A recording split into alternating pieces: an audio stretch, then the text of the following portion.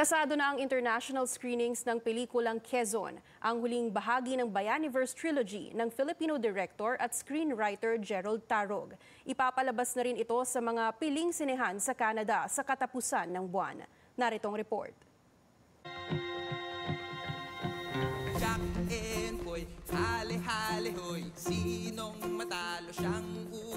Perception. Ang pagkabayani. It's all about perception. Hindi lang Quezon, pero yung buong trilogy, it's actually a conversation with the Filipino public. Huling bahagi ng Bayaniverse Trilogy. Ipinalabas na sa Pilipinas ang pelikulang Quezon, hatid ng TBA Studios, sa pangunguna ni Direk Gerald Tarog. Journey siya nung fight natin for independence. How it was compromised at every step. Kasi nakabase siya dun sa libro ni Nick Joaquin na A Question of Heroes. So, dun sa librong yon, parang dinisect niya yung mga tinuturing nating bayani and parang in-outline niya kung saan tayo nagkamali.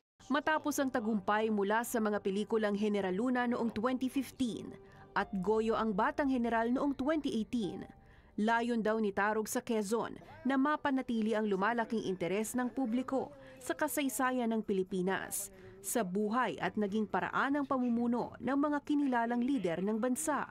Yung uncompromising nature ni Luna, yung idolatry na nangyari kay Goyo, and this time for Quezon, yung idea na hindi fully defined yung independence, pero pinaglalaban ni Quezon in such a way na mag-intertwined yung pagiging self-serving at saka yung noble na cause. Parang gano'n. So maganda yung pinaglalaban niya, pero at the same time, nakatali siya with his ego and his parang fight to preserve his power. Ang malalim na mensahe ng pelikula at kritikal na pamamaraan ng paghatid ng kwento nito, dumaan sa mabusising pag-aaral at research. Mga close to 50 books yung dinaanan ko personally. And then si Rodi Vera, pinorward ko sa kanila lahat ng mga libro. At to be clear, hindi lahat yun parang front to, hindi lahat yun yung kompleto yung binasa ko. So may chapters. Pero may mga iba na binasa namin ng buo.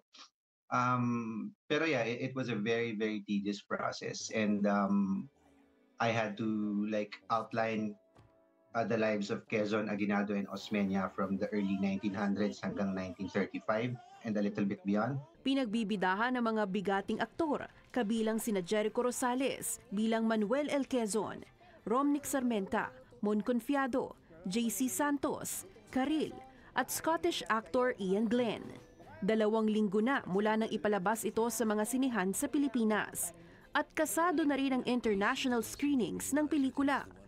Hiling ni Tarog na maging paraan ito para mamulat ang mga manonood at makita ang posibleng pinagmulan at koneksyon ng kasaysayan sa hinaharap ngayon ng bansa. Nagtanim siya ng mga seeds ng kung paano yung sistema natin ng politika ngayon sa Pilipinas. Marami doon tinanim ni Quezon. Hindi niya sinimulan lahat, pero madami doon na tinanim niya. So I'm hoping na yun yung magiging pag-usapan ng mga tao. Again, hindi para i-cancel si Quezon. It's more or i-vilify yung mga people who have done a lot for the country. It's more so we can have conversations kung ano yung mga pwede pang baguhin sa Pilipinas. Nakatakdang ipalabas ang pelikulang Quezon simula October 31 sa mga piling sinehan sa Canada.